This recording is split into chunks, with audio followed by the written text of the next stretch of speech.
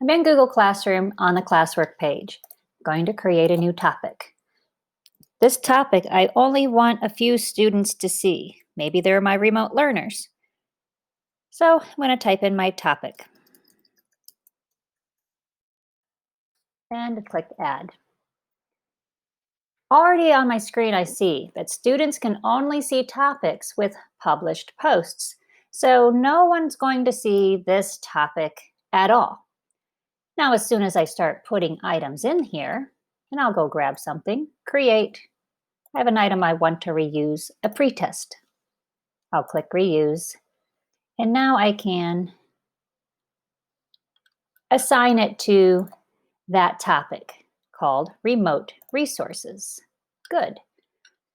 Over here, I only want certain students to see this topic and the materials within it. So remember, nothing was in there, so no one can see it. Now there will be one item in there. I'm going to select that maybe only Simon can see this. So, because there's an item added, the topic will appear, but it will only appear to Simon. And I'll click Assign.